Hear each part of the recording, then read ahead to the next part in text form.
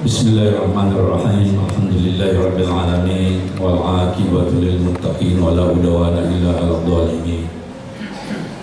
Wassalatu wassalamu ala asyrafil mursalin sayyidina Muhammadin wa ala alihi wa sahbihi ajma'in. Hasbunallahu wa ni'mal wakeel, ni'mal maula wa ni'mal nasir. Wa la haula wa la quwwata illa billahil 'aliyyil 'azim. Subhanaka la 'ilma lana illa ma 'allamtana innaka antal 'alimul hakim.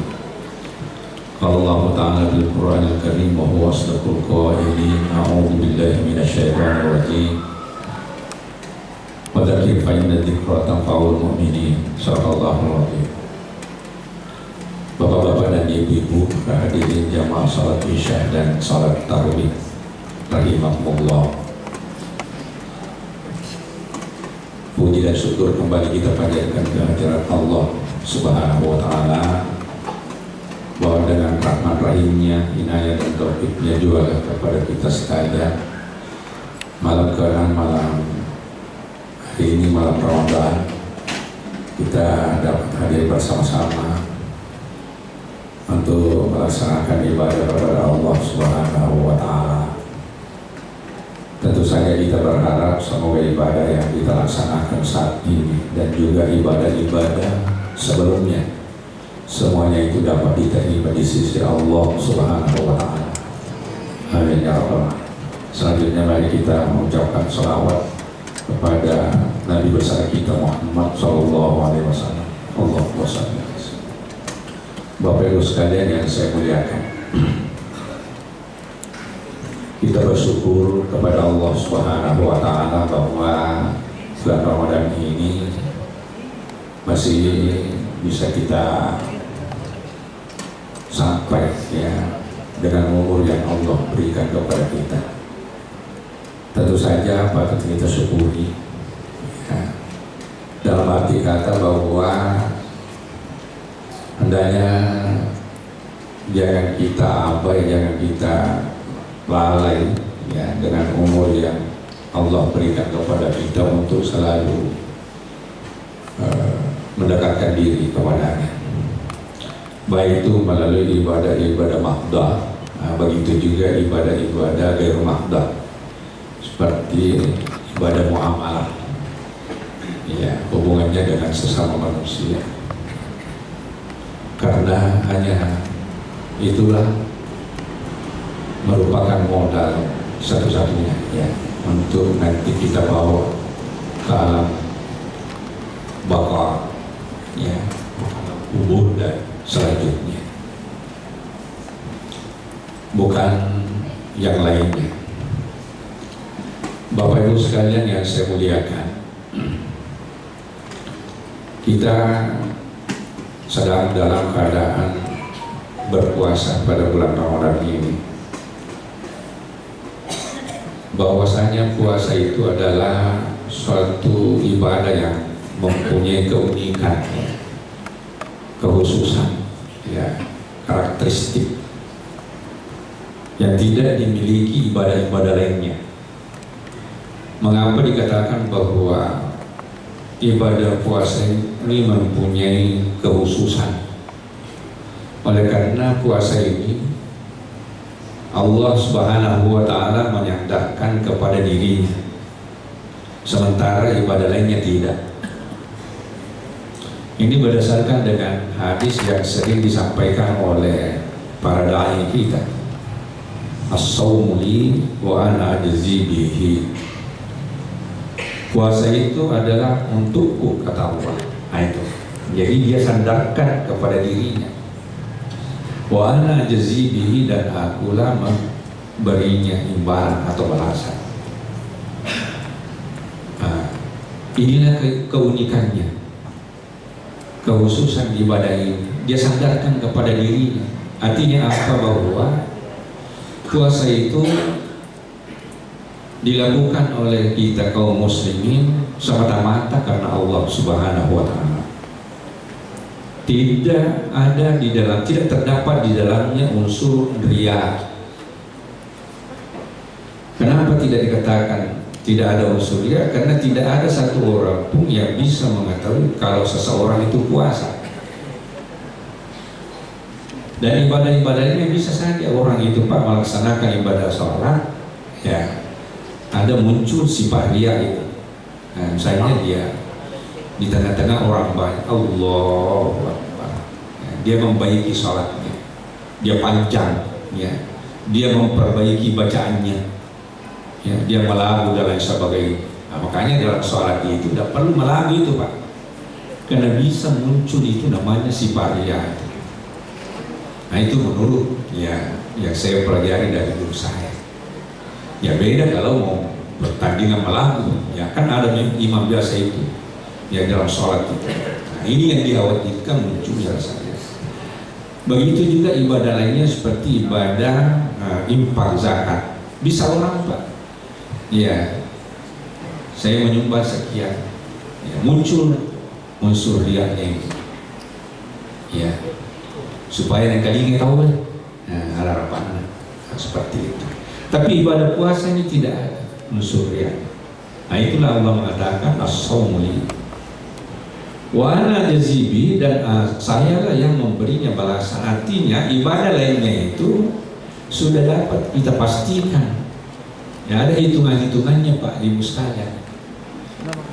Satu kali kita melaksanakan sholat itu ya 10 pahalanya itu. 5 kali 1 hari 1 malam berarti 50. Nah sama dengan awal mula ketika Rasul ditawarkan kepada Nabi oleh Allah Subhanahu wa Ta'ala 50 sholat sehari semalam. Akhirnya dikurangi atas ya usulan dari Nabi Musa karena berat bagi umat itu. Nah akhirnya 5 sholat itulah sama dengan nilainya 50. Iya. Demikian juga kalau misalnya kita memberi infak, ya, berzakat dan lain sebagainya, bersedekah. Nah itu ada hitungan-hitungannya. Di dalam ayat disebutkan matalul ladzina yunfiquna amwalahum fi sabilillahi kamathali habbatin, ya, ambatat sab'a sanabila fi kulli sumbulatin mi'atu habbah wallahu yudha'ifu liman yasha'. Ya. Nah ini Pak, ya. Perumpamaan orang-orang yang membelanjakan harta bendanya di jalan Allah kamathali habbah, ya, ibaratnya satu biji, ya. Ya, satu biji itu ditanam, kemudian tumbuh, kemudian bercabang 7 cabang. Ya, kamathali ambatat sab'a sanabil, 7 sumbulan itu namanya. Ibaratnya pohon Pak, ya, kalau mangga itu 7 rantingnya, cabangnya itu, ya. Ya. Kama terdapat ambatas sabasa bi kulli sumbulatin mi'atu habbah. Setiap satu sumbulah, ya, satu cabang itu ya menghasilkan ya mi'atu habbah, 100 buah. Ya, dari satu biji, katakanlah 1 rupiah yang kita infakkan, ya, contohnya itu, maka bercabang menjadi 7. Nah 7 kali 100, ya, jadi bisa berlipat kali 700. Iya, jadi kalau 10.000 kali 700 itu nilainya Pak. Apabila kita, jadi hitungannya sudah bisa kita tebak, ketahui, ya, kalau kita bayar ketahui. Nah beda dengan ibadah puasa, wa ana jazibi. Kenapa Allah mengatakan saking banyaknya kebaikan-kebaikan di dalam ibadah puasa itu? Nah ini bapak-bapak kaum muslimin yang saya muliakan. Nah maka dari itulah, ya, gunakanlah, manfaatkanlah momentum bulan puasa ini untuk kita mendekatkan diri kepada Allah dengan bersegala macam, ya, rangkaian ibadah, termasuk misalnya tarawih, ya, dan membaca Al-Quran. Banyak sekali kebaikan-kebaikan. Jangan disia-siakan. Nah, jangan katakan nanti tahun depan, belum tentu. Ya, tidak ada jaminan itu bahwa tahun depan masih bisa kita sampai. Nah ini bapak-bapak kaum muslimin yang saya. Nah, maka dari itu tingkatkanlah puasa ini, jangan hanya namanya puasa itu menahan, ya, nah, menahan apa yang ditahan, makan minum, ya, dan waktu tertentu mulai fajar subuh sampai petang hari itu, maghrib itu, ya. Nah makan, menahan, minum juga, ya, berhubungan dengan ya suami istri bagi yang punya pasangan. Tapi jangan hanya itu saja Bapak Ibu sekalian, tapi harus lebih ditingkatkan ya, bahwa segala sesuatu, segala anggota badan kita ini, panca indera kita ini harus dipuasakan ya. Mata harus puasa, ditahan itu, jangan melihat ya hal-hal yang diharamkan oleh Allah Subhanahu wa Ta'ala. Demikian juga telinga, jangan mendengarkan omongan-omongan yang bisa merugikan diri kita.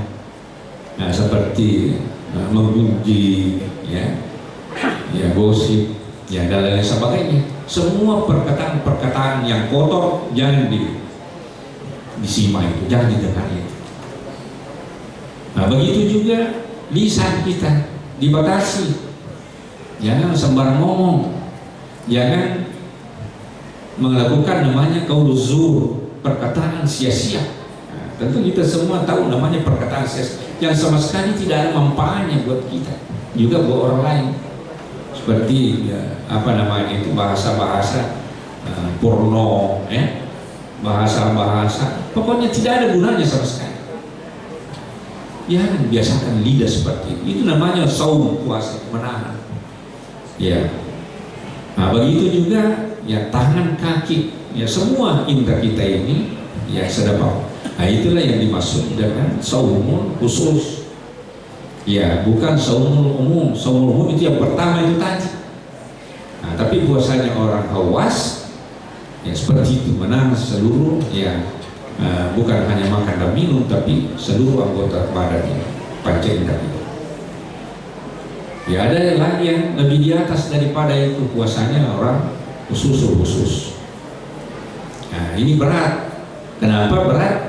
Karena apabila pikiran dan akal pikirannya juga hatinya ini meleset dari ingatannya kepada Allah Subhanahu wa Ta'ala, maka itu batal itu puasa.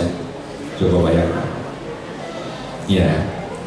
Nah, kita ini belum bisa mencapai derajat yang ketiga itu. Nah, tapi cukuplah kalau menurut Imam Al-Ghazali ya puasanya khusus, saum khusus ya. Ya mudah-mudahan ya bisa kita lakukan ini ya. Bapak Ibu sekalian yang saya muliakan, ayat yang sering kita yang kaitannya dengan puasa, la'allakum tattaqun, semoga engkau bertakwa.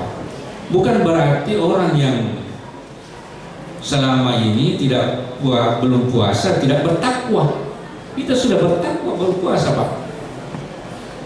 Ya, kita sudah sholat, ya, kita sudah melaksanakan perintahnya. Tapi kenapa puasa dikatakan lalai?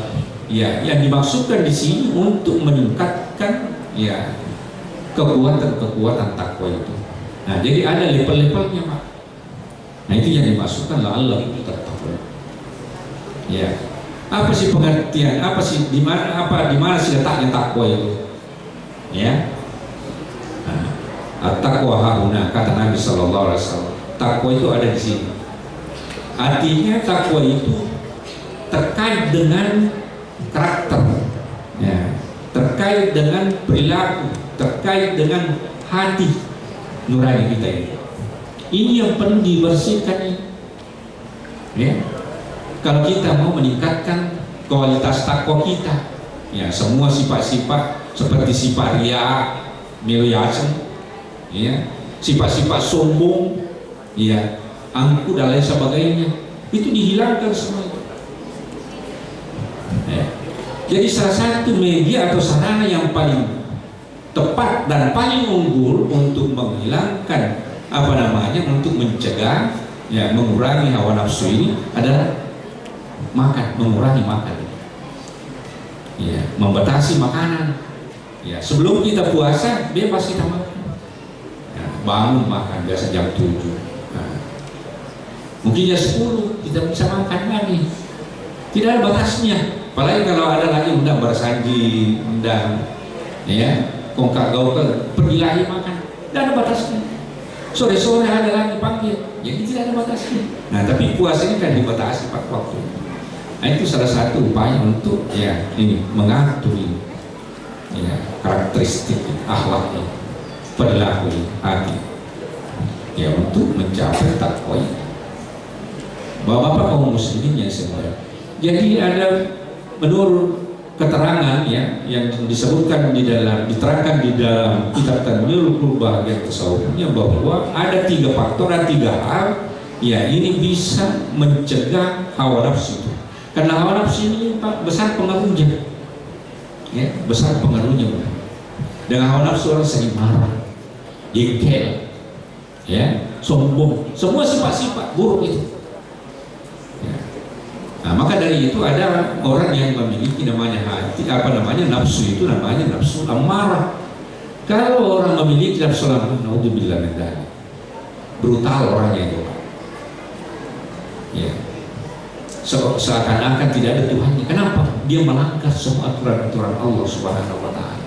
Diperintah sholat tidak, dia tunaikan. Puasa tidak. Ya kan ada orang seperti itu. Tidak puasa, tidak sholat. Ya, nah ini jiwa seperti ini adalah nafsu amarah. Inilah yang perlu ya ditingkatkan ini menjadi nafsu al-lawwamah. Nah, nafsu lawwamah ini ya sudah sedikit ada kebaikannya. Ya boleh jadi sesekali dia datang ya, di masjid, sesekali lagi dia lagi melakukan kejahatan-kejahatan seperti itu bolak-balik ya. Orang yang memiliki nafsu lawwamah. Nah, dari situlah kita perlu tingkatkan namanya ini al-mutmainnah. Jiwa yang tenang. Nah, ini sudah mulai stabil. Artinya dia sudah patuh ya terhadap perintah-perintah Allah dan menjauhi segala larangan. Nah, dari situ ada lagi ditingkatkan namanya al-malhamah. Ya, ini perlu diisi dengan ilmu pengetahuan. Perlu memiliki sifat kedermawan dan banyak ya itu level-levelnya itu Pak, sampai ada namanya nafsu radiyah, nafsu mardiyah, nafsu kamilah ya cukuplah ini dulu, tengah-tengah ini adalah mutmainnah. Jadi itu yang mau ini dicapai jiwa ini bapak kaum muslimin yang saya muliakan melalui makan. Ya, karena kalau sering makan itu sering kita lakukan, maka hawa nafsu itu bisa memuncak. Iya. Nah, sehingga macam-macam perlakuannya yang tidak baik itu. Bapak Ibu sekalian yang saya muliakan, nah, ini perlu puasa seperti itu. Dan ini sifatnya rutinitas, bukan hanya sesekali saja. Ramadan tahun depan begitu lagi. Iya. Saya berikan suatu tamsil ya, satu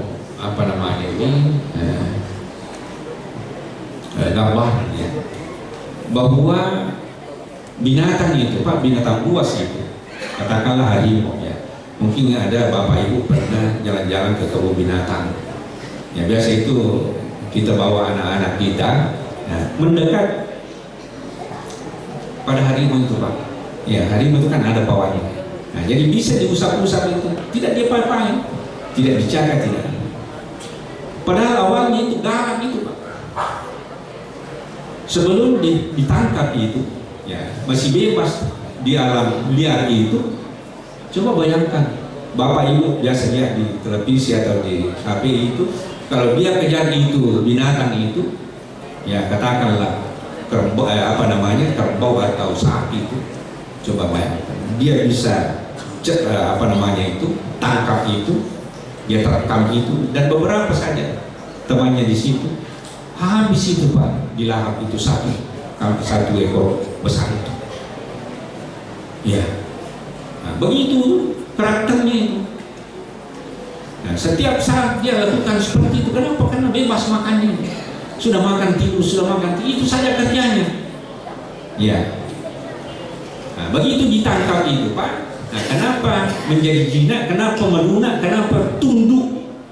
Ya, jadi pawanya itu bukan berarti ya mungkin saja ada yang menunduk, tapi awalnya itu takut juga itu Pak. Bisa juga dicakar dicakar. Iya, karena galaknya itu. Nah, begitu dikurung, ya dibatasi Pak makanannya, ibaratnya dipuasakan itu. Ya mungkin paginya hanya dikasih ya porsi-porsi tertentu, begitu juga saja Tidak terus-terus makan itu dibatasi. Jadi begitu terus menerus sampai menjadi jinak itu guna dan mudah ditundukkan. Kalau pewangi itu mengatakan ini, ya dia lakukan itu. Coba binatang saja itu Pak, yang tidak punya akal sehat. Nah, tetapi kita ini apabila manusia dilakukan seperti itu pasti juga menjina itu Pak, menunai, taat itu. Ya, nah inilah pengaruh makan itu Pak. Itu salah satu disebutkan di dalam kitab tasawuf itu. Ya. Nah kemudian yang kedua, ya untuk menjadikan tunduk ya sesuatu itu, ya kita manusia ini ya seperti itu. Nah, di apa namanya, ada namanya hamlu athqali ta'ati, ya dikasih beban yang agak berat. Ya kalau udah biasanya itu apa namanya galak juga itu, ya, pakai kiri kalau biasanya 2 karung kasihlah 3 karung, tambah itu beban beratnya, tidak bisa berdaya. Nah, sama lah kita manusia ini. Jadi kalau sudah dibatasi makanannya lalu diberi beban ketaatan yang agak berat, itulah sebabnya puasa ini ada hubungannya kaitannya dengan tarawih itu Pak. Jadi kalau ada orang berpuasa baru tidak tarawih, masih berat, masih kurang bebannya itu Pak. Coba kalau kita tarawih misalnya, ya, jadi tarawih itu apakah 8 atau 20, ya bisa lebih daripada itu, ya supaya kita ini lebih apa namanya tidak berdaya lagi, emosi itu. Coba bayang, enak itu Pak bagi yang sudah biasa melakukan itu, melakukan sepulang ya setelah minum, ya segar rasanya dan sehat itu Pak. Itulah yang disebutkan di dalam hadis Nabi SAW, sumu tasiku, puasa supaya kalian sehat. Sehat apa? Sehat jasmani, sehat rohani. Jadi bukan hanya sehat jasmani saja, tapi rohani. Enak itu Pak. Jadi itu namanya halawatul iman. Jadi orang yang terbiasa dengan ibadah berbeban, ya bangun malam, ya ada sholat tahajud, lakukanlah ya 1 gajinya 2 atau 3 rakaat atau 5 rakaat. Ya, nah sholatnya nanti kan sampai 11 rakaat itu. Ada yang mengatakan 13 rakaat. Itu beban itu Pak, beban ketaatan. Coba lakukan itu. Nah, di dalam 1 hari 1 malam misalnya, lakukan beban ketaatan. Apa itu? Datang berjamaah, sholat duhur, sholatnya asar, ya sepanjang tidak ada hal-hal yang membatasi kita. Ya. Nah mungkin kalau kita kerja misalnya sibuk, bolehlah ya, di sana sholat. Kalau misalnya tidak bisa datang berjamaah. Tapi kalau tidak ada kerja-kerja lain yang bisa menghalangi, apa salahnya kita datang berjamaah? Kalau ramai itu kan ya, beban ketaatan. Nah kalau ini dilakukan maka insya Allah pasti kita itu semakin tunduk, ya semakin patuh kepada perintah Allah Subhanahu Wa Taala. Nah itu cara. Jadi begitu ibaratnya. Jadi binatang saja yang tidak punya kan bisa digunakan itu seperti harimau. Biasa itu ada ibu-ibu itu, saya biasa lihat di hari itu, nakak daun itu ya dia rangkul itu harimau itu, dia bercengkrama dengan harimau karena sudah terbiasa itu Pak. Nah apalagi seperti kita manusia memang sudah punya akal waras sehat. Ya begitulah. Kemudian yang ketiga Bapak Ibu sekalian, nah cara yang ketiga adalah hidayah, petunjuk dari Allah. Artinya kita selalu memohon hidayah kepada Allah. Sebab biar bagaimana kita, ada kan orang tidak makan seharian mungkin karena faktor kemiskinan misalnya, tidak punya apa-apa, dia juga tidak taat kepada Allah Subhanahu Wa Taala, tidak salat, tidak puasa, dia juga miskin. Nah kenapa? Karena faktor hidayah. Ya, belum ada petunjuk dari Allah Subhanahu. Kenapa dia seperti itu? Karena dia tidak mau ya mendengar, dia tidak mau mendengarkan nasihat, dia tidak mau ya melihat orang-orang yang ada di sekelilingnya seperti kita ini melaksanakan ibadah kepada Allah Subhanahu Wa Taala. Jadi orang yang seperti itu sangat rugi Pak. Dia tuh miskin, dia tuh jadi itu apa? Rugi dino, rugi akhir. Jadi apa yang dia mau harapkan ini? Di dunia juga tidak menikmati kenyamanan, kenikmatan, di akhirat lebih-lebih karena disiksa, ya dimasukkan ke dalam neraka karena tidak mentaati perintah Allah Subhanahu Wa Taala.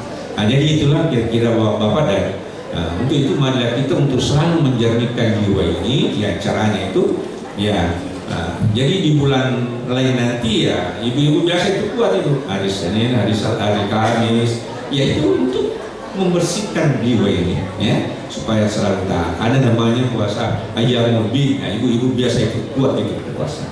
Nah itulah terus menerus kita lakukan. Jadi bukan hanya sesekali saja. Nah sama dengan binatang, kalau hanya sudah dilepas lagi, liar lagi.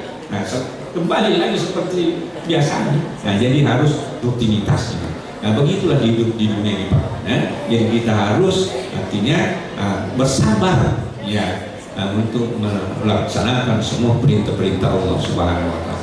Sekiranya sempat saya sampaikan, yang mudah-mudahan kita termotivasi ya dengan selalu mendekatkan diri melalui ibadah-ibadah ya seperti halnya pada malam hari ini. Mudah-mudahan apa yang saya sampaikan ada manfaatnya, kurang lebihnya mohon dimaafkan. Hadanallahu wa iyyakum ajma'in. Wassalamualaikum warahmatullahi wabarakatuh.